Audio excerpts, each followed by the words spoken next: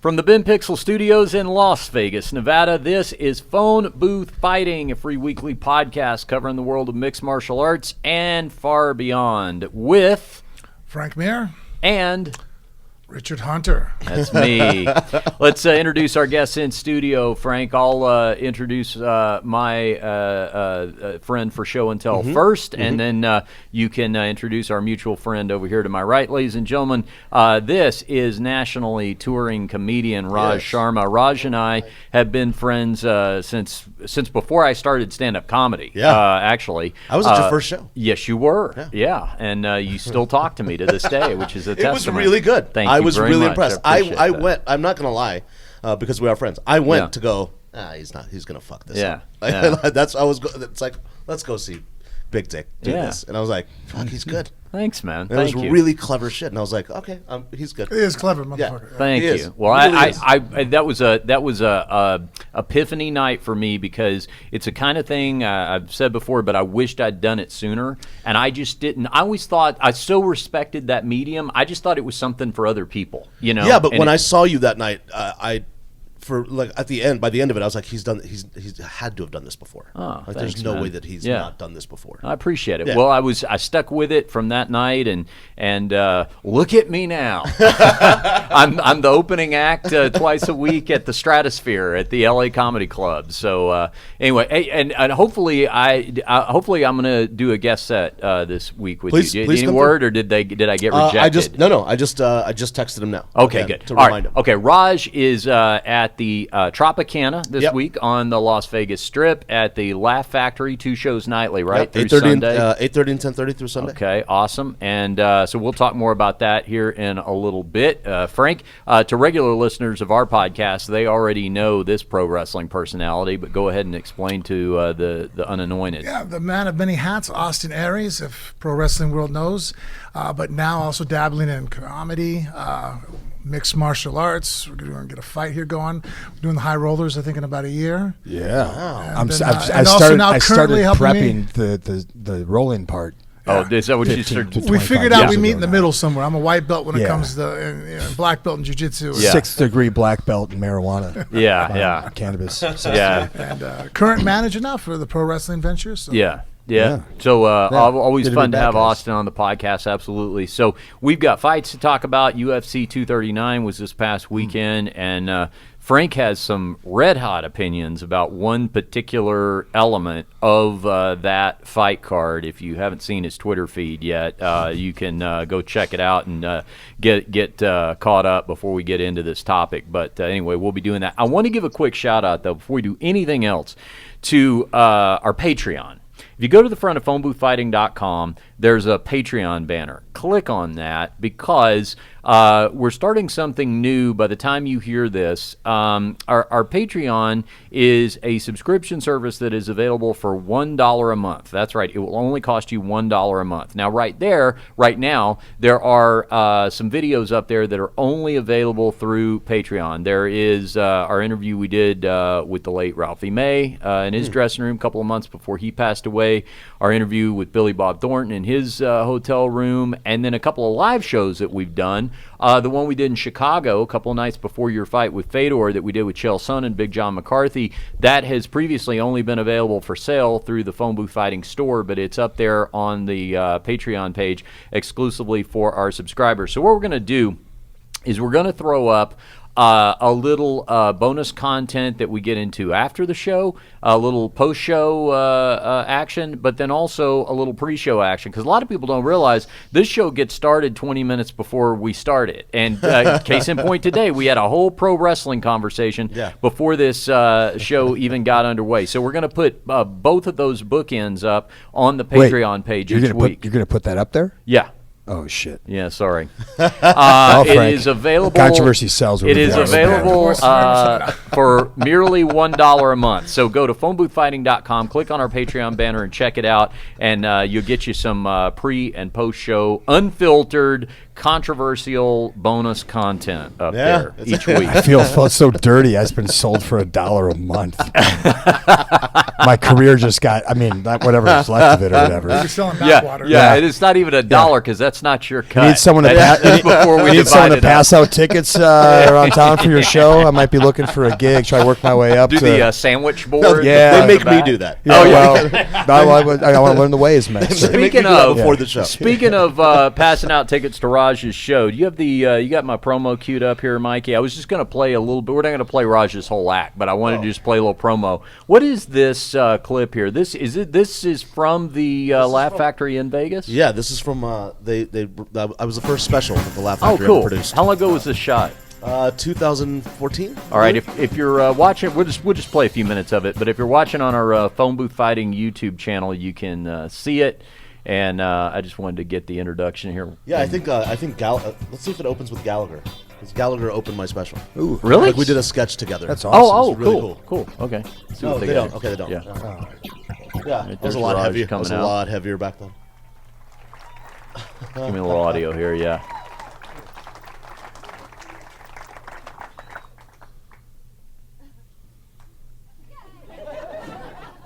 I see all your hands got tired at the exact same time. That was pretty impressive. You guys stopped clapping so quick. You guys were nice and shitty all in the same breath. You're like, yay, now we judge. How's everybody doing? Las Vegas, how you guys doing? Good to be here, man. Good to be here. I was watching TV in my room earlier today. I saw a preview for a show. Some of you may have heard of it. Some of you may not have. I saw a preview for a show called Amish Mafia. Heard of this show? First of all, I wasn't aware that the quilting business was so cutthroat that it required the protection of a mafia. So I posted that joke on Facebook, and a buddy of mine's like, "Hey man, take that joke down. You could get in trouble." So I'd like to clear it up right here, right now, in front of all of you guys, and say this to them. Fuck the Amish Mafia. Really? I could get in trouble? They live in Pennsylvania. I live in California. Do you understand how long it would take them to get here by a horse-drawn carriage? And that's assuming they survived the winter in Nebraska. And what is that conversation like? Right? Like, hey, Jedediah, Ezekiel. The guy Raj Sharma's talking a lot of shit about us. Yeah, let's go get him.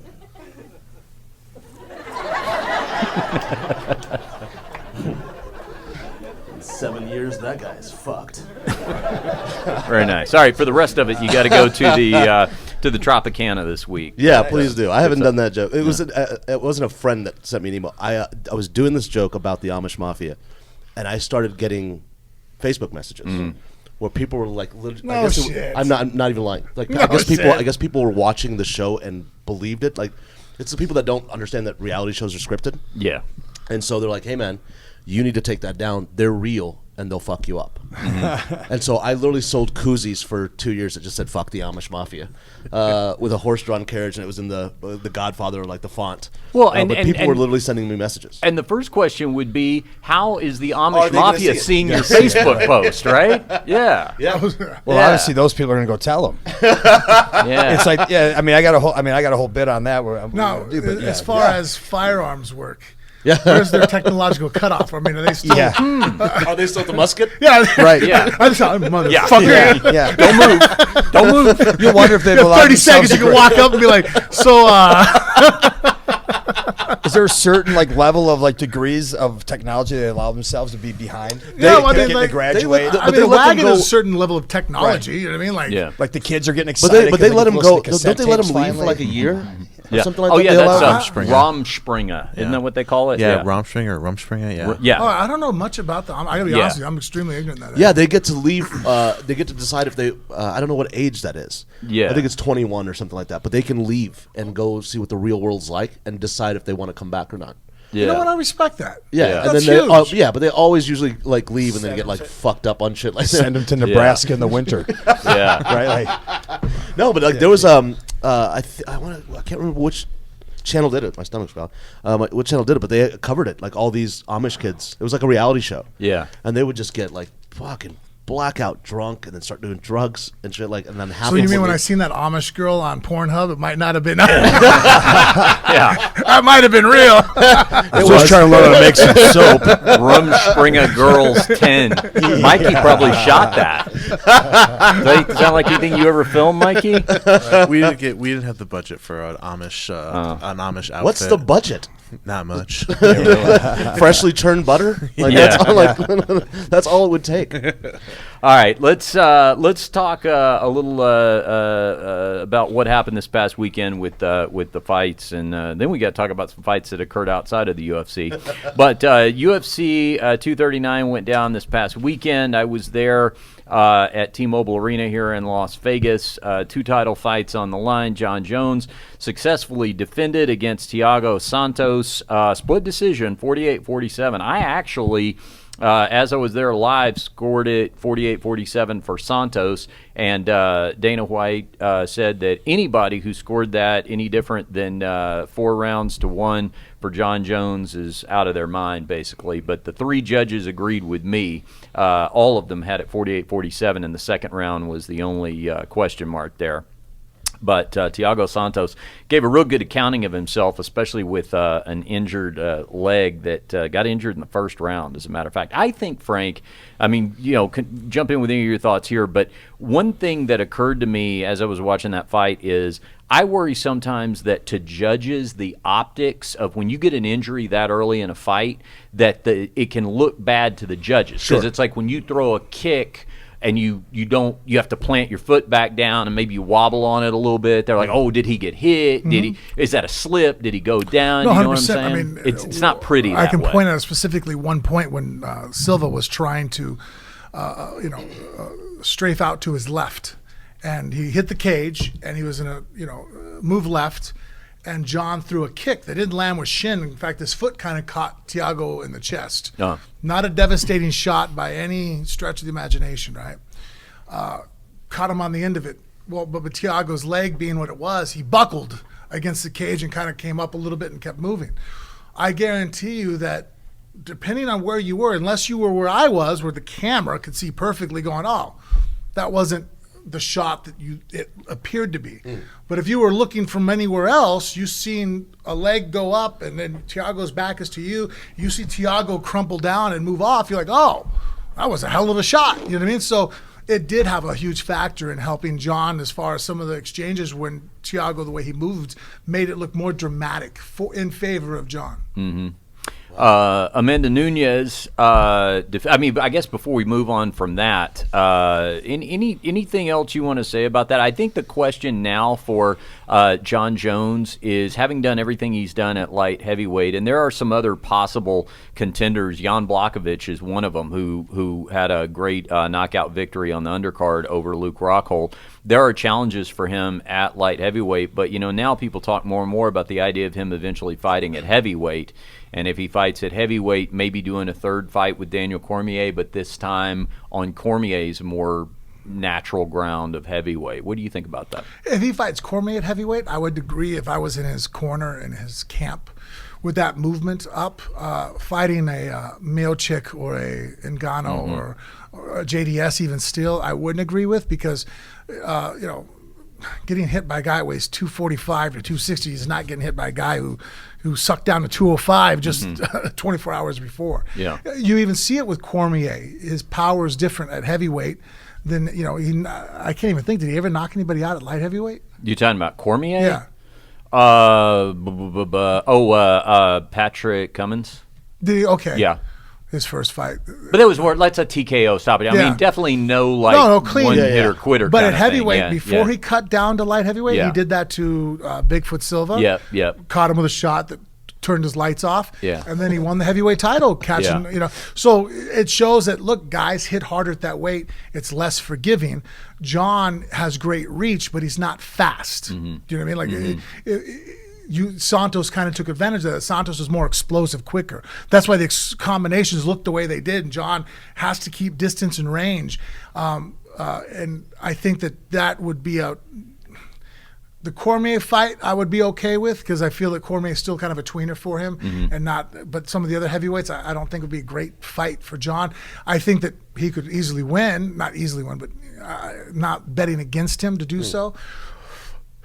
But just at light heavyweight, why not just stay there and cruise on everybody? You know what I mean? Like, even if he rematches with Santos, because now there's a narrative, first time I think anybody even had a split decision against, that he beat only by a split, right? No, the first Gustafsson. Oh, first fight. That's right. Yeah.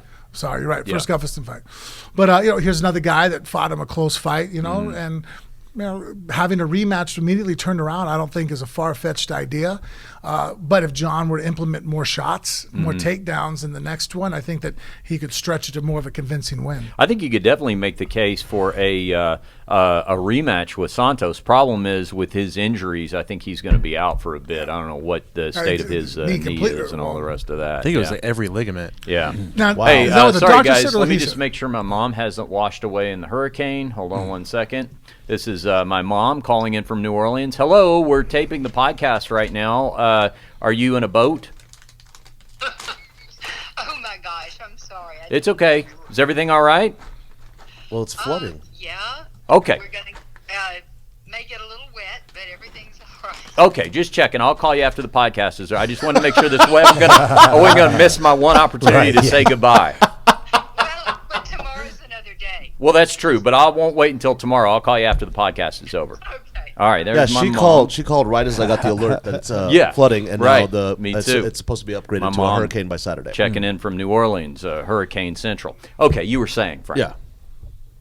Oh, my mom threw you off. You were. I interrupted you. That- you know why? Did you? Was I talking? You know what that look right there was from? What? That was from the High Rollers tournament this weekend. There's the residual effects of that right there. We were talking about the idea of the Santos rematch, and maybe I was talking, maybe I don't know. But anyway, I think you could, that's going to obviously take that. Because one thing John said in the post-fight press conference is he wants to keep fighting more regularly because now he's kind of back on track after a lot of inactivity. So, before you get Santos rematch, I think you could get maybe a contender like I mentioned Jan Blachowicz, Corey Anderson is out there. Yeah. Also Johnny Walker, that young guy that came up through the Contender Series, the Brazilian. This guy is, I think it's gone 3-0 so far in the UFC. Every fight has been a first-round knockout. Now, it may be too early for him to get that title shot, but one thing you always have as a challenge with John is marketing a contender against him. Because to the casual fan, all those names I just mentioned, you're going to have to explain to them who they are. And so I could see putting up something like, hey, this guy's undefeated in the UFC. Every fight's first-round knockout. And maybe that's something they can latch onto if he doesn't entertain going to heavyweight. All right, Amanda Nunes knocks out Holly Holm, defends her UFC bantamweight title. She stays the double champ. She, of course, has the featherweight title as well. And I'm telling you, Frank, if people didn't already agree with this before, I think it is undeniable now that Amanda Nunes is the greatest female mixed martial artist in UFC history. Talk me out of it. I can't. You can't. The only thing is that it's funny is that the one person I would pay to see fight again is Shevchenko. Oh yeah. Even though if they were to meet at 135, I know she has 2 wins over her, but that's the one girl I think that if you told me tomorrow that Nunes is going to lose to somebody, and again that being said that she's beat her twice, that's about it. Everybody else she's just head and shoulders above, and just there just isn't anybody out there that I can see right now, and not to insult anybody, but just I thought Cyborg would have been a good fight because of just so much size. She's just so much bigger of a human being, and her roasting her the way she did, just with that overhand right, and crushing and showing how hard she really hits that. Look, you can be bigger and stronger than me, your chin. I'm just still going to put knuckles on it. Shit, you know what I mean? Now when they go to fight, it's well, actually the more powerful puncher is Amanda. Yeah. You know what I mean? You're the bigger person and you don't hit harder, so now they're quicker than you and they hit harder. That's a horrible combination. Dana White said in the post-fight press conference that because the thing with Chris Cyborg is she's got her fight coming up in a few weeks against Felicia Spencer, and then she's a free agent. That's the end of her contract. She said she wants to test free agency. Dana said to us in the post-fight press conference that he would give her an extension tomorrow if she would agree to a Cyborg rematch after the Spencer fight. I know Amanda Nunes wants that fight. That would be an incredibly marketable fight. I think the interesting thing about Nunes Nunez's position right now, having both belts, is we've now seen this done 4 times, including her. She's the only female that has done it, but we have now seen a couple other fighters do it. But the difference is nobody has been able to simultaneously defend both. No. I think Nunez can do this simply because she's so dominant at bantamweight, but 2, there are so few people relatively in the featherweight division that I think she will focus maybe for every 2 defenses of a bantamweight title, there might be 1 of a featherweight title, but just because there's so few people in that division right now, I think she could periodically just jump back up to there, defend that title, come back down, especially 100%. especially with Cyborg kind of being in flux. And, the thing with Holly Holm, too, I was talking about this guest host in MMA Junkie Radio yesterday, is that because Dana brought up in the post-fight press conference about, he didn't say Holly should retire, but there, he was kind of like, I'd probably at this point, and because she's a little older, she's getting into her later 30s, you got to consider where you're at. Yeah. But I think the thing for her to do right now is commit to featherweight for a bit, because she can fight at featherweight. The losses she's had at bantamweight since when she was champion, it's a murderer's row of talent, but she has gone, I think it's like 2-5 in her last 7 fights, so that's not awesome. But just move up there to featherweight and just, kind of reestablish yourself, rebrand yourself in that upper weight class. What do you think about that idea? Yeah, I agree. I think maybe, show that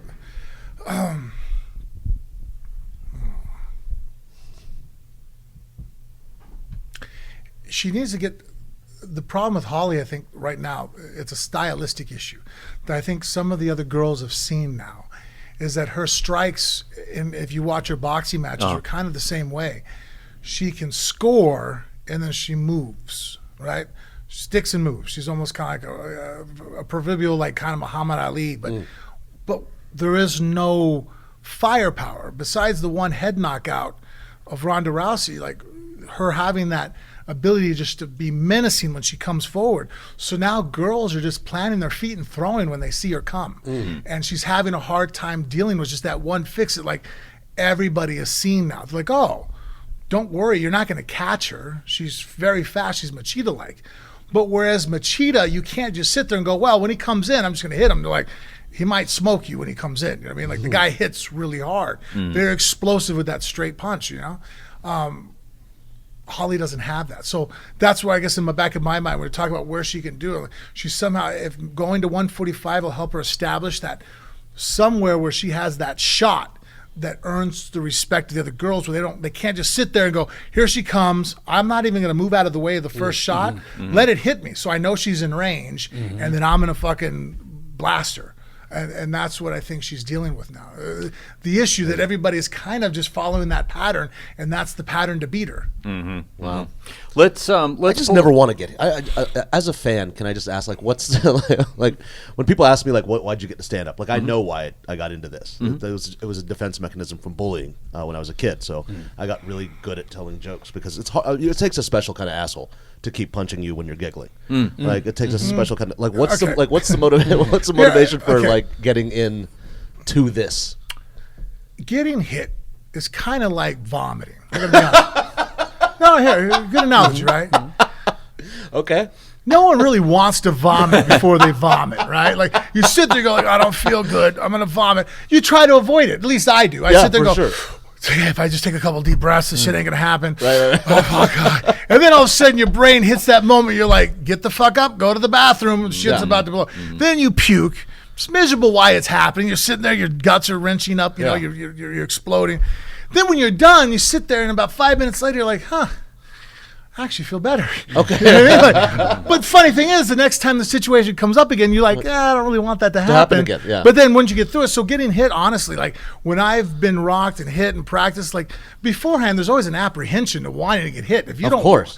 But then once it happens, there's almost an addictive type of like, I'm fucking alive. Yeah. Okay. You know what I mean? Like a tingling wake you up, and you're just like, wow. There's like a different sense. Like, I guess like there's like a runner's high, there's a fighter's high. Yeah. We're like, we were just talking about on the way here, actually, about how probably he feels right now. You know, took a concussive shot to the head. Yeah. And it's like, well, fuck. You know what I mean? Like, you actually probably feel good right. And he does. He's like, I'm, you know what I mean? Like, There's like, Look at me. See, time I breathe and you in, know what, Frank? smell of blood. This you is can smell. You smell blood. and Absolutely. and this is why ultimately you are cut out to be a professional fighter, and I'm just interloping on the experience for a brief period of time, because I was just thinking about this yesterday, doing a little training. Raj doesn't know. I'm training for my second amateur mixed martial arts fight. I had Really? my first one last year, and I got my second one coming up this year. That's and then- fantastic. you could do it. No. It's fantastic. Come on, you don't want to be a part of it? But the thing that I always wanted, to me, and I was right about this instinctually before I signed up to do this, because now by the time I do this at the end of, it's either going to be end of September or early October, I will have spent about 2 years experiencing this and doing the camps and all that kind of stuff. And the thing I always wondered what it would feel like before I got into this was, I think it's so weird. We were talking like just kind of random street fight stories and stuff even before you guys got here. Raj and I were about things we'd seen and, incidents on the street stuff. But those you don't know are happening. Like those are surprises. I always thought it must be the craziest thing to be able to look at a calendar and go, you know what?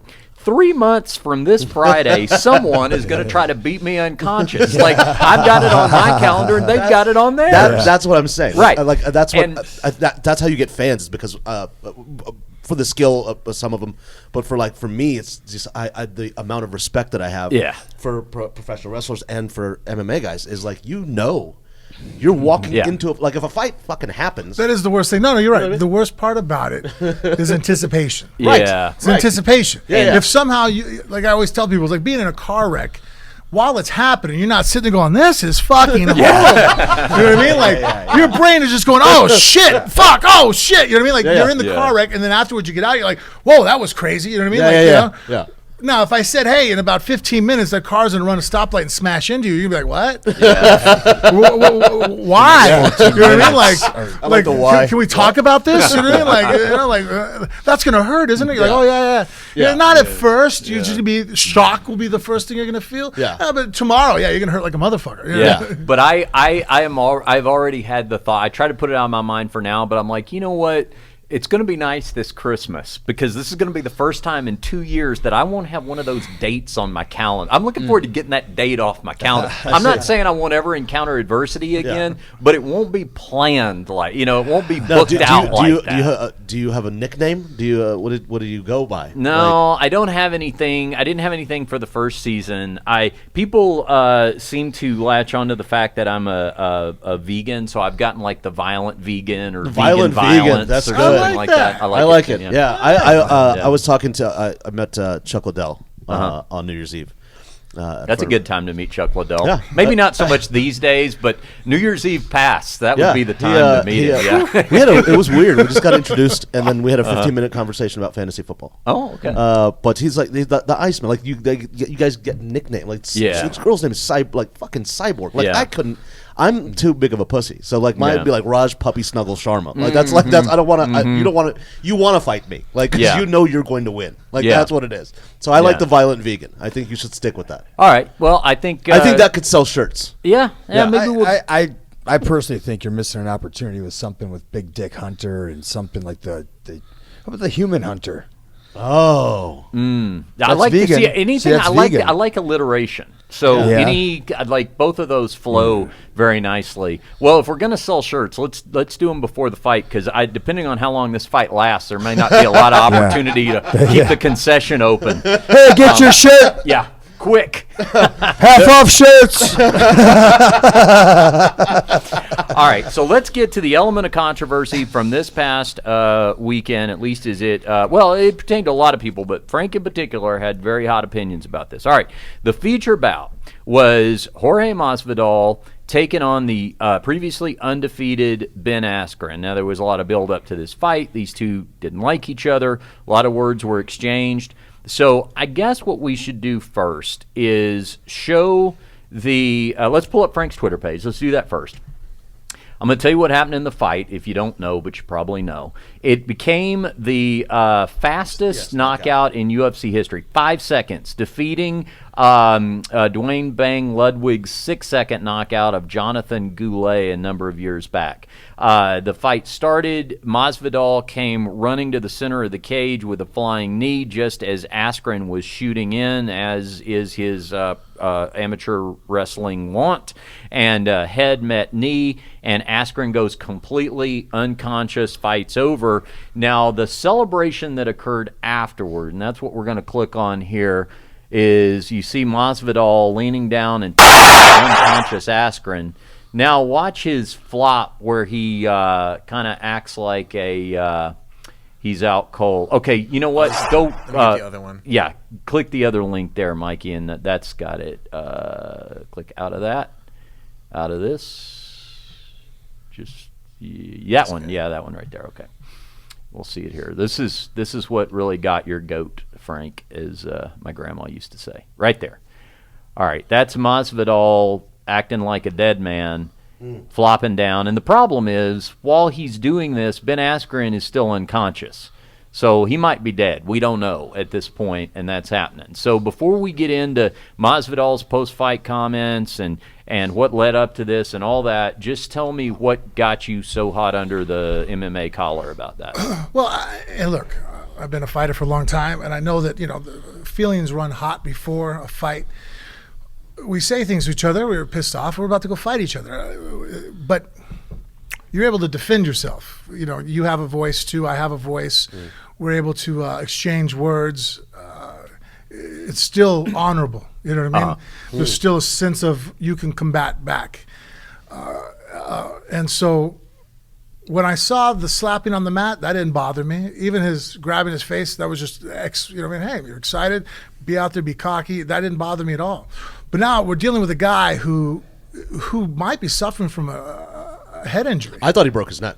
I mean, the way he seized up was scary. If you're in the sport and you watch guys take hits, whether that was a football field, an ice rink, a soccer pitch, if a guy locks up like that, that's dangerous. Yeah.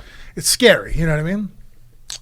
For him to have that type of mocking towards another human being who's legitimately hurt, it'd be the equivalent of me after I broke somebody's arm, sitting there laughing, pointing at my arm, like, and starting like, I can't move my arm. Like, I'm insulting an injury. And to me, that's not even that serious as, the ultimate is the head. Let's just be honest. If I, lose my ability to grab something, or if, my knee blows out, quality of life goes down, but I can still have a conversation with my children. You have an aneurysm, or, he bleeds out later on. It is a contact sport to the head. Boxers have died in boxing. Have we had it happen yet in MMA? No. But at that moment, to be mocking a guy who's going through a serious head injury, I felt it was unclassy and uncalled for. Yeah, it was classy, especially because we all know too. Like, look, that guy's not even awake. He's not even seeing what you're doing, right? You know who you're actually. And if you want to, the guy talks shit. Yeah, you won. You knocked him the fuck out in 5 seconds. There's nothing. You could run out of the cage right now, and you won the fucking day. You won the internet, because there's nothing that guy can say now. All you got to do is go, you see, this is you going to sleep. You know what I mean? Pulling your dick out and slapping on his forehead a bunch of times afterwards doesn't really. No, and guess who is in the audience watching? His wife, his dad, his kids. Do you know what I mean? Like, that's the part your wife, your dad, your kids. Yeah, and so and guess what? We have a lot of people, and kids watching. We're supposed to be leaders, and look, being hot before competition, athletes do that. We get under each other. That's still, I feel, in our culture acceptable. We talk shit beforehand. Like, well, come on, man. If none of us talk shit before a fight, no one's gonna fucking watch fights. Yeah. Come on. Conor McGregor is fucking Conor McGregor for a reason. Even Chael Sonnen got into a lot of his fights because of ability on a mic. You know what I mean? Like. That just helps. How fucking helps inspire me before I fight a guy. I don't want the guy to be like, I really like Frank. He's a cool guy. You know, I got a lot of respect for Frank. It's like, family man. you're not helping me out, dude. You know what I mean? Like, Who wants to watch that? A couple of guys, mutual respect. You know, really He's very respect eloquent. each other. He's an eloquent Have a good speaker. fight. So, I mean, that's Always just part of the smells business. nice. It smells nice. And I hope to think that most of the guys that are fighting are smart enough to realize that is just part of the business. And that's part of getting up before an athletic event. I mean, shit, guys talk shit before they fucking shoot around at the fucking the gym. You know, hey, motherfucker. Can I ask you something we were talking about earlier? As you're saying all this, do you think, as society, we've talked about how we're so offended by words now that people take this and they literally take it to heart, and in this moment lets a bunch of words turn him into this guy who literally could have killed some dude and was mocking some guy that may be dead. Yeah. And if something had happened to him, and Askren didn't get up, would he have not doubled down on that moment like he has, and would have said, you know what, I have remorse. I was but because nothing happened and he's okay, he's doubling down on, no, you talk shit. Because in society now, like, we get sticks and stones, break our bones. Words used to never hurt us, but now words, they crush the soul, man. They crush the soul. Yeah, first of all, I don't want this to go by without highlighting it. I think you just said something, Frank, that really really sums this perspective up. It's that he was not awake. If whatever shit talking's going to go on, it seems like at least the one ground rule we could agree on is that both people have to be awake for it. So like this. So if you're going to come into my bedroom and talk shit to me while in the middle of the night, as bizarre as that would be, at least wake me up first. And then we do it, right? I think maybe that's the... Yeah, he was undefendable. Right. He was completely unarmed, basically. And I guess that's the part of the warrior in me goes, how dare you strike out at somebody at this moment? They can't do anything back. They're completely defenseless. You know what I mean? Talk about being a bully. You know what I mean? Like, that's the essence of it. Like, you can't fire back now. I have carte blanche to do whatever the fuck I want to do. You're on the ground seizing up, and I'm fucking going to insult you and make fun of while your family and friends are all watching. I'm like, Jesus, man. Because my thought about it was, you know, we've seen plenty of people who still talk shit, keep it real, whatever phrase you want to use, even after the fight's done, but not when somebody is laying there unconscious for an extended period of time. I mean, this is not just like a typical fight stoppage where somebody wasn't firing back, wasn't too many unanswered punches into fight, you know, and then Nate Diaz says, "I'm not surprised, motherfuckers," when he chokes out Conor McGregor. This is a different level than that. Now let's, into fairness to Jorge Masvidal, let's play his comments, his post-fight comments. Now this was at the press conference. John Morgan from MMA Junkie kind of led the questioning on this and talked to him about the post-fight antics, and Masvidal was very defensive about it. So let's hear what he had to say here. People say the punches weren't really necessary. Maybe they were super necessary. Why were they necessary? What do you mean, why were they not necessary? Because he was already knocked out at that point. But the referee hadn't pulled me off. And my job is to hit somebody till the referee pulls me off. So to those people, I would say maybe don't watch MMA, go back to soccer. I don't disagree with his statement. That part I don't disagree with. I had no problem with hitting him until the referee steps in. Any regrets at the celebration or your behavior in the cage afterwards?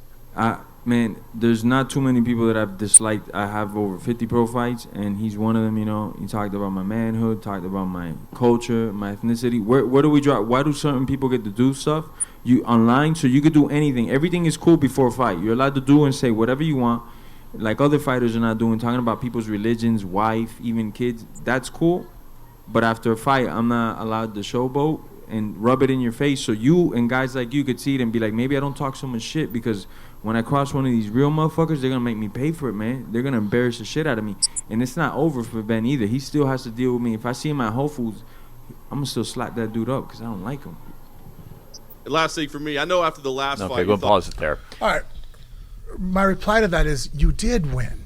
And you would have had me won over too. You're right. You had a guy that talked shit, did things. You knocked him the fuck out. You could have celebrated, stomp on the ground, you hit him 2 more times.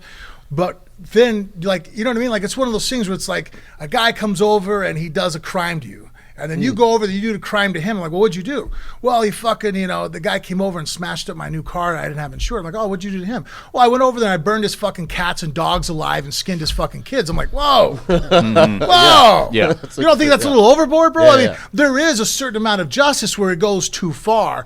And I guess in my mind, him being that upset that he started fucking clowning a guy who was basically fucking locked up in a seizure, that was too far. The 2 extra shots, he's absolutely right. Referee didn't stop him. Fuck, when I knocked out Mirko with a knee, I came in, it's like fucking, I don't know. I've seen guys fucking wake up. Yeah. You know what I mean? Like I have. Yeah. There's a lot of money on the line and you're a fucking tough son of a bitch. So, you know what I mean? Like, I'm going to finish you. Yeah. He was fighting a guy who was undefeated. Finish the guy. Fuck yeah. Celebrate afterwards. Fuck yeah.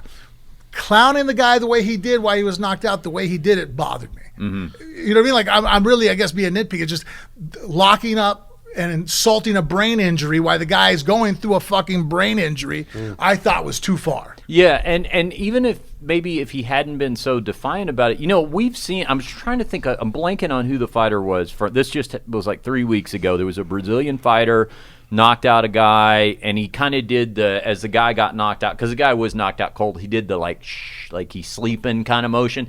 But by the time he was being interviewed after the fight, the very first thing out of his mouth was, I'm apologizing for that. I'm sorry. I got carried away. I was excited. I won. I shouldn't have done that. And done. I didn't give it another thought. You're like... A lot of adrenaline. You're excited. You're blown. Yeah, come on. Yeah. Lots of people say things after fights that, you know what I mean? Like, okay, give me a few minutes to calm down. You know what I mean? Like, but then you're right. If he had sat there and went, fuck, you know what? I was upset. The guy really got under my skin. Yeah. You know what I mean? When Morgan confronted him with the questions, I wish he would have been like...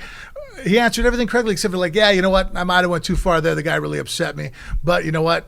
Knocked him the fuck out. I was excited. I got fucking... Emotions ran wild. Yeah. Okay. Yeah. In fairness, I have experienced this pain myself, because after my knockout, when I arrived at No Regrets Bar for the post-show party, Frank's youngest impersonated my knockout. Just flopped down on the floor right in front of me.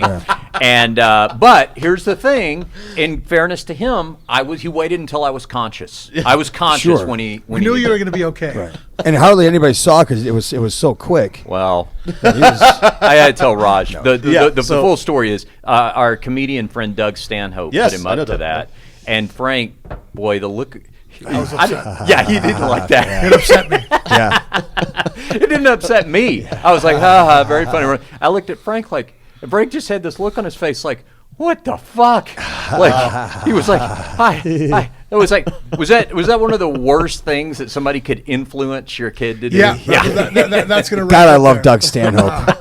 Right? Like, that's why he's one of my favorite comedians. And Ronan's not 18. He's, what, 8? Yeah. Yeah. Doug was like, oh, you're too old. Where's your younger kid? I think to the point, I think, knowing you well enough now, like, and even for me, I could take the list of people who I really, truly probably despise, and I still wouldn't want to cause any permanent harm to them or kill them. Right. In the moment, defending, whatever, we talk about defend, right? But afterwards, even my worst enemy, I wouldn't want to turn into a vegetable or take their life, because there's other people, as much as I might think they're an asshole, that love them or counter. Yeah, sure. Yeah. And that, to me, I think your disappointment is that even that moment when you don't know that you may have just completely taken this dude's livelihood away, that human part of you didn't go, oh fuck.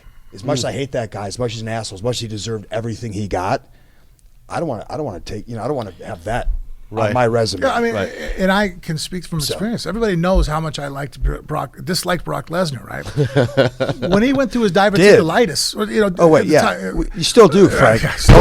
Don't cost us money. You hate that guy. No, I'm just kidding. When he went through his diverticulitis and looked like the guy was going to die and maybe lose his career, sure. I never gave an interview that I jumped on him like, that's fucking what he deserves. You live that kind of life, or fucking, should have went vegan. Yeah. I mean, a list of shit that, you know what I mean? Like, he wants to insult healthcare systems. No one said anything. I was like, man, you know what? I hope the guy ends up being okay. The guy's a fucking father. Mm-hmm. You know what I mean? That's someone's fucking husband. You know what I mean? Like now it transcends me kicking your ass into like, okay, you're a human being that's fucking breathing and shit, like providing for his family. Like, okay, like hold on a second. Like, you know what I mean? Like, let's bring the curtain back a little bit. You know what I mean? Like, it isn't that real because if it was, I wouldn't even fucking meet you in the cage. I'd go fucking backstage and stab you. Right, yeah, exactly, yeah. If it was that real, if I had to fucking, Yeah. you know what I mean? Like if I You don't have hated to you pay like me. that, Right. then so there's a certain amount of control. Or if there was none, then how did I even get you on the same stage to weigh in? Yeah. Then really? Yeah. If I really hated someone, if someone had molested one of my kids, Right, you think right. you could put me on a stage with them and have me No. square off? Yeah, yeah, Fuck right, no. right, I'd shoot them. You know what I mean? Like, Yeah. no, it's just, oh, you're going to go to prison. I don't give a fuck. They're dying. You know what I mean? Like, that's true hatred. You know what I mean? Yeah. Like, this other stuff, it's like, look, it's sportative, it's combative, it's ego. You know what I mean? Like, and that's when the ego can't override human well-being. Exactly. I used this analogy yesterday on MMA Junkie because we were talking about this. I said it's like this. If you pull a gun on me and I pull a gun on you and I shoot you, that's self-defense. I can win that in court. If you're unarmed, I pull a gun on you, shoot you, and kill you, and the cops are questioning me, and I go, yeah, but did you see his Twitter feed? He called my girlfriend a whore. Like, guess who's going to prison? It's, so it's the kind of, this idea that, well, someone said some words. To deserve it. So I can't be held accountable for anything. To me, goes too far. Now, I went digging. I'm glad you brought up the Lesnar analogy because this came up in your Twitter feed, and we'll talk about that in a second because a lot of people had comments about this, what you posted. But let's play the Askren clip real quick because I went digging for, I was like, Masvidal was talking about like he insulted my ethnicity and all this kind of stuff, and this was the clip that everybody's right. You're gonna have to start over, I think, because we got to make the audio go. But this was the clip that everybody was referencing as the example of where Askren talked about his ethnicity. Now, listen to this and tell me if you get that from this. Yo, George, I think I might have not said this in a language that you understand, so let me speak on your terms. Some freaking punk white boy from the suburbs with love handles and a stupid afro is calling you a punk and you ain't doing nothing about it. I used to remember watching you when you were tough and you fought in Kimbo's backyard for $20. Now you got the biggest money fight in the division and you're finding all kinds of reasons to be a little bitch. Okay, now that's before the fight. All right, let me give me the floor here for a second because I want to get a point across. What I hate more than anything else is a bad argument. If I disagree with you, okay, we disagree. That's what he said that everybody's fucking tripping out on? Yeah, and let me... Holy shit, guys. It's a bad promo. And what I... Yeah, that wasn't even a good one. What I don't like about bad arguments is this.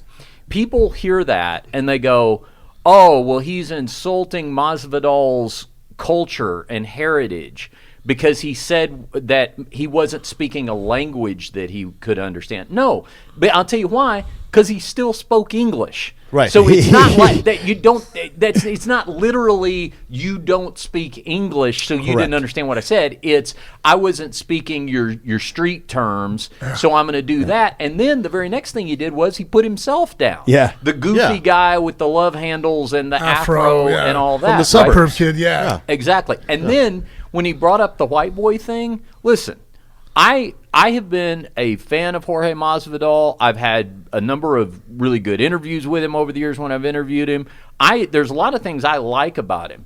But in all fairness, I have to say this. I have heard him use those exact terms about white boy and you're a white boy and this is a white boy.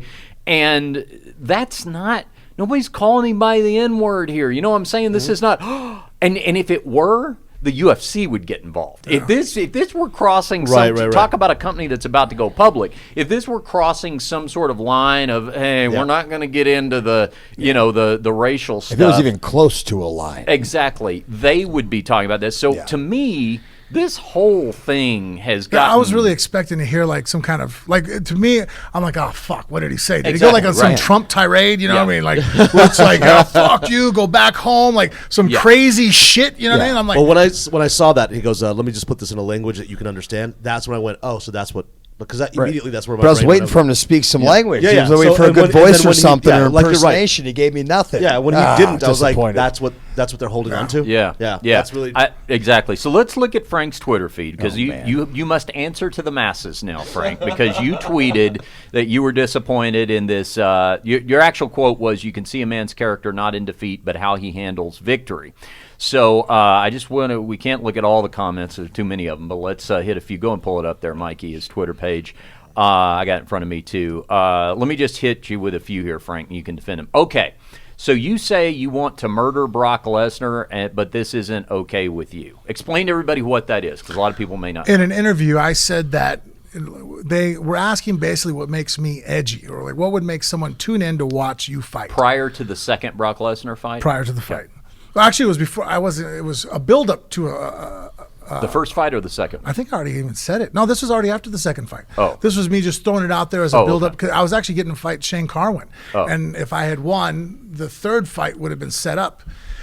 And so I said I wanted, what makes me edgy, and I laughed. I was like, I really want, truly believe, or I think that Lesnar to be the first octagon-related death. Mm-hmm. And everybody flipped the fuck out when I said that.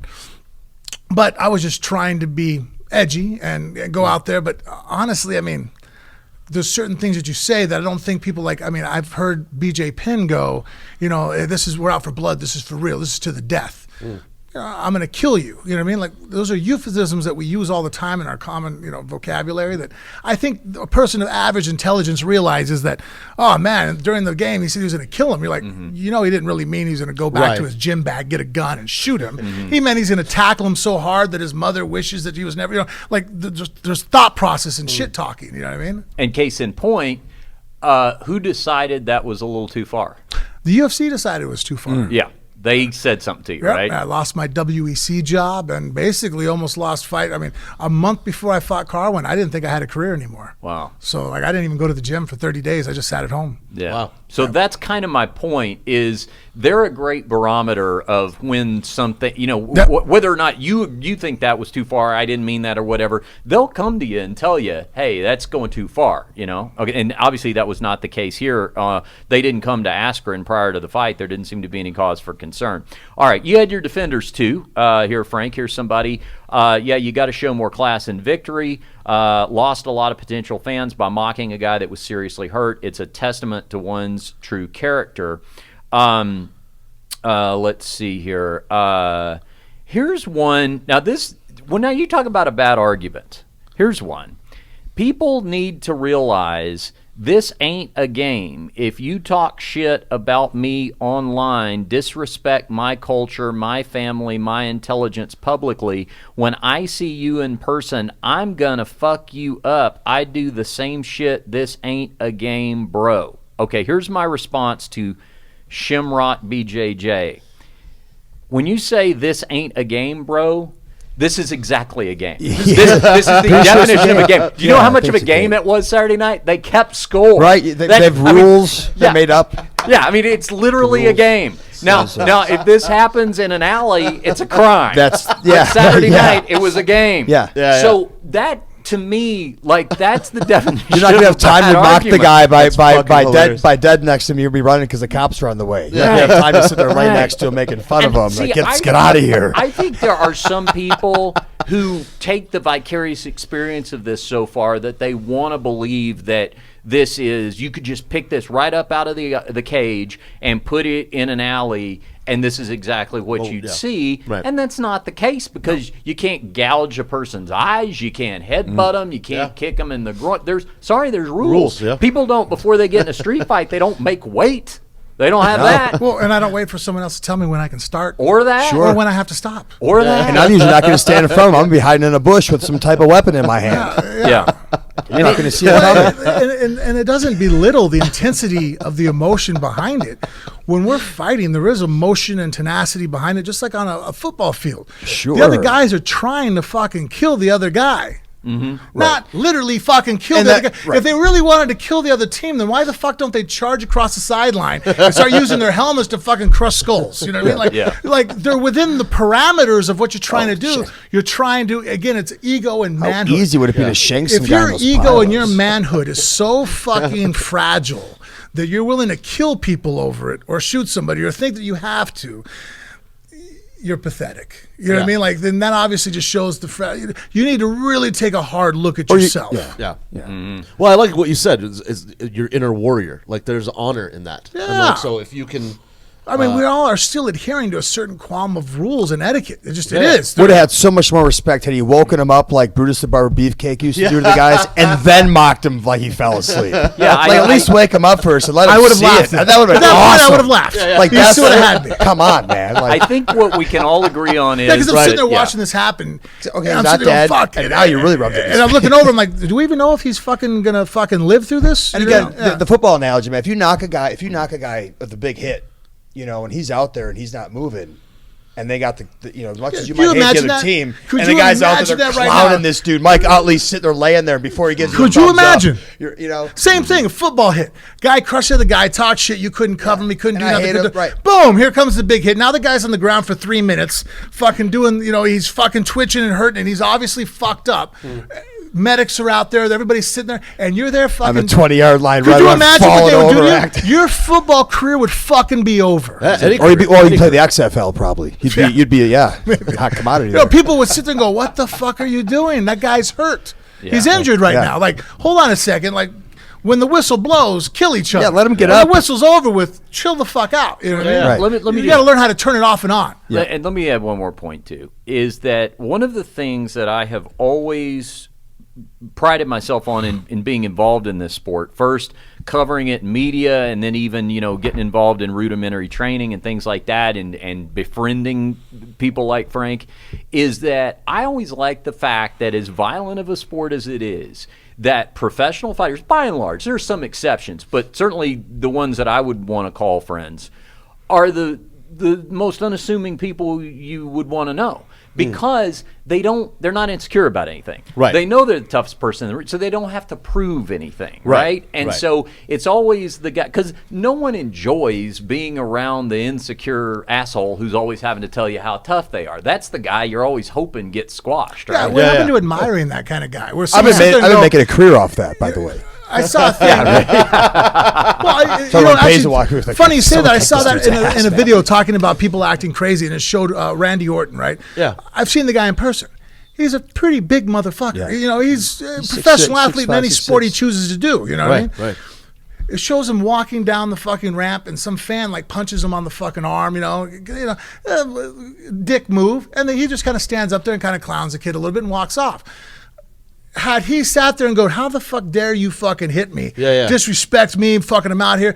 He could have fucking easily snatched that kid to the ground, fucking rearranged every bone in his body before security got to him. But he knew, come on, the guy's looking at him you're on the fucking, you know what I mean? There has to be a certain amount of confidence you have as a man where you sit there and go, okay, there are times when I have to fuck you up. This isn't one of them, dude. Not over this. Yeah. Well, I'll give you the devil's advocate side of that, Frank. Because, see, back in the day, if you reached over the guardrail and you touched the wrestlers, you were free game. Really? Well, if you run up on stage you at become a concert, part of the act. if you run on the sidelines of the football field, you want to be part of the show, because there used to be a line that people knew of respect that you would cross. Yep. And the problem is that line's been erased because one too many times some guy got to do that across the guardrail and nothing happened. The parent didn't do anything, or the guy did something and then that guy got reprimanded because you can't put your... And now, I was told at 4 years old when I went to the Mecca Arena with the first AWA show, and we had front row seats, and my dad told me, if you reach over and you touch the wrestlers, they can touch you, and there's nothing I can do about it. And that was literally all I had to know where my line was. They'll have a good time, but don't reach over. That's also before the promotion went public, though. Well, that was now the they're day. Now they're like, we talked to our insurance company. Sure. It's not covering. Well, now we live in the thing where if you hop over the fence in the zoo and the zoo animal attacks you, the zoo gets put down and you get money. Yeah. I mean, I remember the sportatorium. That is the excessive on the other end. That's the other side. There is the other side. There's a balance. But there is a balance. But this isn't a fan jumping in the cage. These are the two people who were this is supposed another to fighter be in there to begin with. Mixing some shit up before a fight, talking shit. I mean, can you imagine if we're not allowed to talk shit before we compete? So you mean I'm going to go play, we're at Lifetime, we're going to play basketball. No bantering before we go? Hey, motherfucker, really, can you dribble? Are you insulting my dribbling skills? Buddy? Yeah. We're not allowed to fucking talk shit no more as adult males, you know what I mean? Really? Come on, don't be such a pussy. Shit talking Speaking Speaking of the real world, it's time for Porno Mikey's headlines. Mikey, take us to Disneyland because I saw this story, everyone knows that listens to Phone Booth Fighting and subscribes that Frank and I love Disneyland. We have agreed, I believe, Frank, that there is no more. Is there any more of a combined love that you and I share than that for Disneyland? We don't think there is, right? No. It's our families come together. That's definitely our common bond right there. That's we love Disneyland. I have never been. What? Yeah. You live? What? Yeah, Disney World's in Florida, right? Yes. I went there once. That's not the real Disneyland. Yeah, I've been in and I live in LA, and I've never been. All right, well, we're going to rectify this, Raj. I'm at Disneyland. I'm not paying $195,000 a ticket. Yeah, like that. Well, and a $16 churro. Lucky for you, I'm an annual pass holder, and right now there's a $99 one-day park hopper special going on. So we got to get you out there next time. We're out there at least once a month. Frank goes all the time too. Really? Yeah. Right. So now, those who have heard our Disneyland breakdowns know that I have bragged incessantly for a long time now that I marvel at the fact that I have never seen a problem at Disneyland. I've never seen a security problem. When Disneyland is filled to capacity, they say they can get 85,000 people in there. Really? Yeah.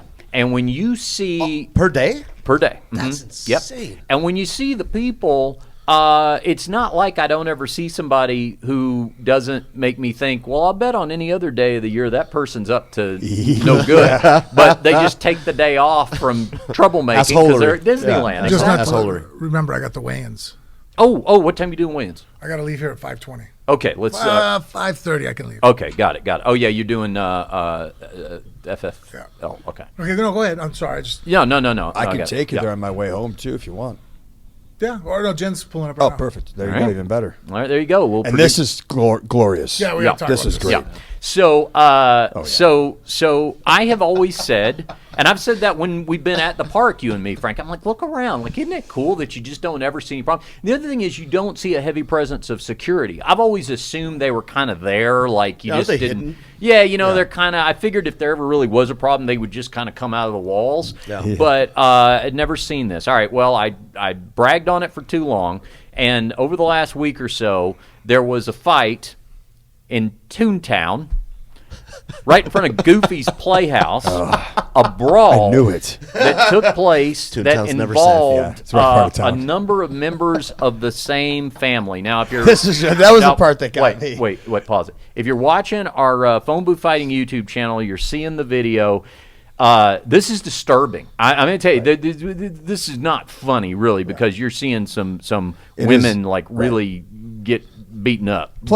Plus, Busta Rhymes is not looking good these days either. This guy, hopefully they've apprehended him. My understanding is the Anaheim police, they by the way, you're going to watch this and you go, well, why aren't these people in jail? Apparently, they threw them all out of the park. The police took a report, but none of the family members wanted to rat each other out, so they were being uncooperative. Yeah. They didn't know video existed, though. So now that the video is released, the cops think they've got something to follow up on. So let's go ahead and play it. You're going to see this woman spit on this dude.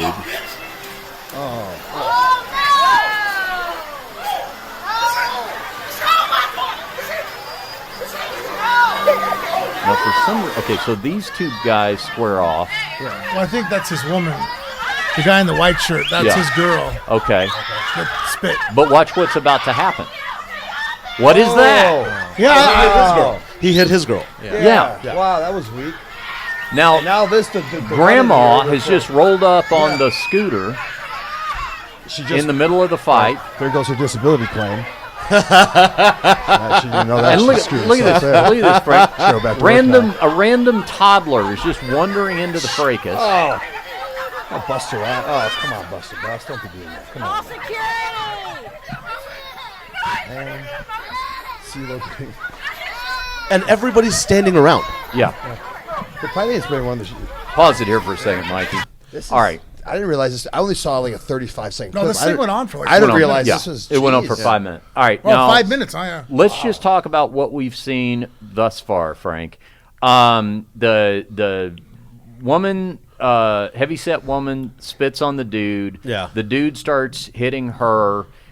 Her guy squares off with the guy in the red, but at some point the second dude fires a random shot at a second woman. I don't think it was I think it was, well, you hit my girl, so I'm going to hit your girl. Okay. Yeah, that's what I'm getting. Okay. It was a good sucker punch. Then It was pretty and solid. then also there's multiple children involved in this. First Yes, of all, that's one of that's the women so sad. has a stroller with 2 kids in it, Yeah. and when the fight breaks out, she just lets the stroller go, and you see it roll out of frame, so she can get involved in the fight. Hopefully that kid's still rolling away and just rolled Yeah. into some other. Exactly. Yeah. Rolled to Run for your life. Stork picked it up and for your drop it Yeah. off somewhere else. Rolled to security, literally. Roll to safety. Yeah. There's another Roll to the toddler future. who's just walking around. I mean, this kid, I'm worried about like somebody's going to fall on him or something. Yeah. Grandma comes in on her scooter and tries to get in the middle. And here's the thing. Now we're 1 minute into it, okay? Nobody has tried to intervene except the one elderly janitor. There's an elderly janitor who's come up and he's got his broom and his dustpan in his hand and he's trying to get in the middle of it. What are your thoughts so far, Frank? Here's the thing. I don't get involved in altercations I see in the street unless I think I'm going to save you from potential bodily harm. Right. Meaning that if I see even a man and a woman, here's my thing. I worked too many years in a club. I've stopped too many times of a guy beating on a girl and get involved for me to find out the next day that she's fucking still back with the guy and he's picking her up and dropping her off at work. You know what I mean? Like, Yeah. I've kind of learned to stay out of domestic violence disputes because, fuck, I've had times where I've went and defended a girl from getting her ass beat in the club by her man, and guess who fucking jumps on my back? The girl. The fucking girl. Right. You know what I mean? It's like, holy shit, I'm here because of you to begin with. You know? Yeah, Like, I used to have a nightclub in Dallas, and one time we saw, like, it's, you get this, your spidey senses tingle. Yeah. And I'm like, something's about to pop off, and we watched this guy punch a girl. I mean, it knocked her out cold. And we threw him out, and he was roughed up while he was being thrown out. And his girlfriend, who watched him knock out this girl, is defending him and trying to fight our security. Yeah. Like, that was the most amazing shit I've ever seen. I'm like, you just watched Yeah. him knock out a girl for no reason. Okay, that being said, so I don't get involved because of Yeah. that reason, unless like if I would have saw somebody unconscious and their heads being stomped out, then okay, look, Yeah. I have to intervene now. Yeah. But I don't want to because. Hey, I have shit to lose. I don't want to get Yeah. sued. Like right now, the people sitting there and there's a melee that occurs, right? You start looking there and they go, oh shit, trust me. Your attorney goes, oh fuck, guess who's in the video? You know what I mean? Like that guy's recognizable. I see in Austin. Well, fuck, man, let's Google that guy. Let's see what he owns. You know what I mean? Like, you know what I mean? Like, fuck, you know? So society sucks that way where I'm sorry. I have shit I don't want to lose. I feel as a human, I'll keep you from fucking dying or being disfigured. But beyond that, That's on you. Yeah. I'm clearing the way out of the way. I just don't want to fucking take a stray bullet. I'm getting the fuck out. Right. And I don't know the story. Yeah, I don't know. Maybe you deserve to get beat up. I don't know. Here's my position on this. Yeah. Once it gets a minute, okay, here's the people I excuse up front. You're holding your kid. Like, understand, you can't, like, put your toddler down and go deal with this or something, okay? That's number one. But if you're a dude and you're not holding on to your kid or something like that and you're going to need to be there to protect them, I'll even give you a pass at the moment where something happens, like a slap or something you weren't ready for it, especially not expecting it at Disneyland. You're still kind of processing it like, what the hell was that? And you're thinking, okay, security's here any second. But now we're getting into minute 2, minute 3. Right. There's rounds to this fight. Like, they're taking the time off and then they're going back to fighting. And I'm going to say, honestly, if it were, I know it's easy to like say, yeah, I wasn't there or whatever, but if I'm seeing, we're going to play the rest of this, as this thing goes on and I still don't see security, I feel like aren't at you that also point, doing maybe this is me just from so much experience in fighting. Yeah. I'm also doing kind of an inner dialogue going, oh, that's like right now, nobody's really hurt. Yeah. And that guy, the guy in the white doesn't know how to throw a the punches punch. that they're throwing, Yeah, the it's hair overhand. pulling, Yeah. the worst they're going to do is like, well, a couple of their weaves are gotten yanked on. Like, I'm sure that hurts, but that's not life altering. That's not going to have to be reconstructive surgery. Well, there's no brain damage being done right now. It's Actually, gonna just get a little cardio, a little exercise. It's gonna- they're getting a workout in right Lost now. her They're belt, working though. their She shit did out. break They're her working, belt. She's they're down working a through belt. some shit. yeah, it's going to get rougher. And the other thing is, too, I'm worried about these kids that are just wandering around in there. You know, Right. okay, go ahead and play it here, Mikey. Yeah.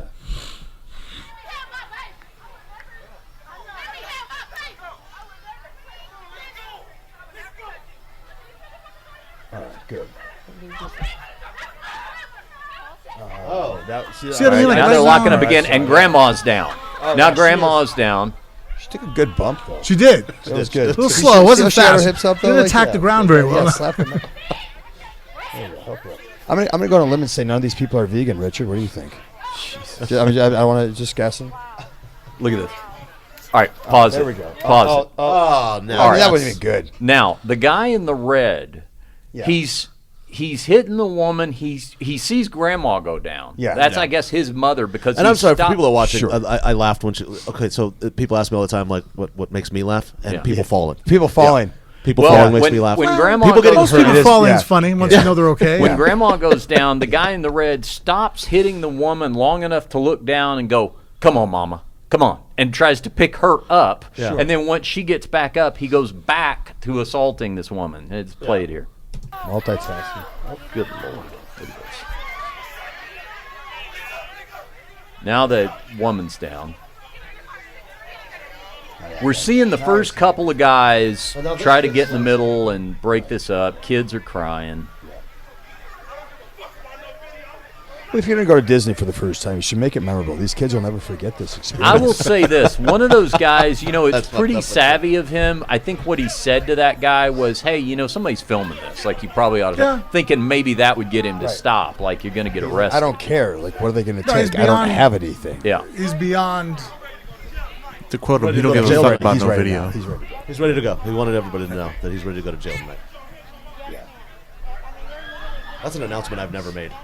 Now, he's starting to. Now, look, It's a he's declaration I've never following Oh, is it? Oh. woman number 2, and he's grabbing her now. This is a totally different That's- woman is he's that going to his assault. woman? That's his woman. That's his girlfriend, I guess. Yeah.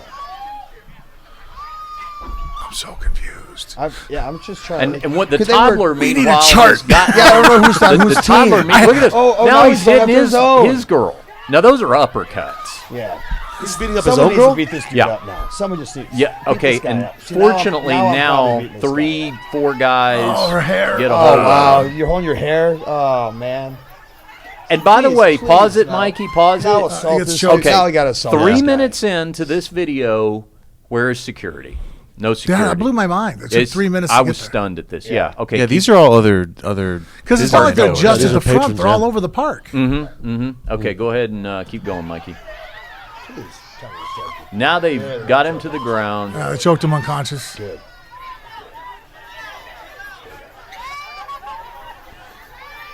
But see, this is the part where it's hard as a civilian, as a pedestrian watching this to get involved. You start getting this guy down. Let's say you choke him out, put him down. Then the person he was just hitting fucking starts attacking you. Yeah. Yeah. Like you're like just an extra factor in it now. Like that's what sucks about this. Yeah. It's There's like security. Finally. Security and a does half minutes. finally show up Oh, 3.5 boy. minutes. And he's in. strolling in is what Yeah. bugs Yeah. me. He's not like, oh my god. There's no sense of My urgency. concern, and the security guys too. Here's the other thing: you look at the perpetrator over here, and I think it's pretty clear to tell who's the trouble because when you walk up on the scene, okay, could it be the one that the 4 guys are trying to hold down? Could that be the problem? And the security is really not directly addressing him so much as they are just trying to clear the Clear a path to the area. rich. Yeah, Keep it moving, exactly. people. All right, now I'm with you on the and. So the woman in the tan tank top, who was his woman, I think, he's going to get to his feet.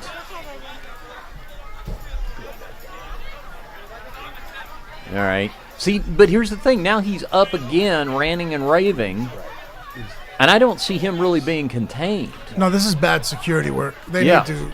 They have cuffs at this moment. They need to start grabbing people, snatching them up, Yeah. I don't. defusing this because like right now this guy pacing, he's keeping the Is he on situation something? going. Yeah. He's pissed the fuck off. See what I mean? Like they're letting him pace over Yeah. here to instigate Pause more it. of a battle. Now, what he's doing here, and this is what you guys were alluding to a second ago. Because this is their job. They don't get the luxury that I get in saying, "Hey, I don't want to be sued. I don't want to get fucking. I don't want to jump on you and then fucking have your wife fucking claw my fucking Yeah. face off. I don't want to deal with the shit." You know what I mean? But I also don't have a job at Disneyland where that's my Right. my number one thing is the security of everybody there. It's like, well, fucking jump on this dude. That is your job. Well, and when the 4 guys brought him down, the other thing is too, if I had been in that, I would like to think that I would have the presence of mind to communicate with these other guys and say, okay, we're holding him down. You take an arm, you got a leg, I got a neck. We're going to hold it till the security shows up. Yeah. We're certainly not going to let him go and then let him pop up. Now, here's the other thing. When the woman that he was assaulting a second ago is now apologizing to him and saying, they were trying to hurt you, I was trying to protect you. Now I'm right out on her, too. That's, I think, what you guys were alluding to. That's the craziness I'm with of the I'm with you. domestic okay. Go ahead and play the last brings. 15 seconds of it. But see, now look, the security, they're going to follow him, but they're letting him wander off into the park. There's other people around. Like, that guy should not be up walking. Well, go tell that guy who's getting $12 an hour that he should go subdue. Right. You know what I'm saying? That's a fact of the also it being such, you're talking about being sued, it's such a litigious society now. Like, let's say you do have an arm and you do have a leg and you do have a neck. And then he goes, my neck hurts, my arm hurts, my leg hurts. And now all 3 of you are fucked. And then to what you just said on the $12 an hour, I see security all the time. And I see, I see it with police officers. Yeah. And I look over and I go, wow. The fire department at least has a certain level of fitness that these guys, because they're like, hey, you got to have a certain level of fitness to save my life. Sure. Man, woman, you have to have a certain level of fitness because, hey, dragging this hose, cutting down doors, like, hey, it's a physical job, so we're going to require you to have. I don't see a lot of 400-pound firefighters, but I see 400-pound out of shape, or I see 110-pound security guards where I look at them and go, okay, I realize that 95% of your job is checking an ID, not having that happen. Yes. But when it does happen, I need you to jump on a guy and keep this from happening. Yeah, I'm like, really? Like, I'm like, and I've always laughed. Like, I look around, like, look how dangerous that guy was. And he doesn't even know how to fight. He's just a big guy. Yeah. He couldn't fight to save his ass. Right now, I couldn't pick a guy in the UFC that guy could beat. Nobody. Right? Small. We can go to a Tough Enough show, the amateur show. That guy's not doing well. Yeah. But he's big, and there's nothing they can do with him. Now imagine someone like me. Yeah, you know what I mean? Like, that's the other end of the spectrum, but geez, I mean, there are, like, that's always. And these guys aren't being, they're not skilled enough. I'm like, what are you supposed to do? Like, you have no skill, physical no fitness, motivation. no skill. Like, you know what I mean? Like, wow. Like, we are not safe with some of the security that they have. Yeah. Can I take this to a deeper level? You guys can maybe talk about it on the next thing. When you go back to the police officers, that's something I've thought about a long time. You think that maybe plays to the culture where they're grabbing for their gun right away? Oh, 100%. 100%. No, 100%. The first thing, because 100%. they know that they're not safe because they couldn't take that guy because they don't have the training, they're not physically able. No, there's situations that I could put myself in with my training. Now, obviously, that's on the far end that most police officers never get to that level, right? Yeah.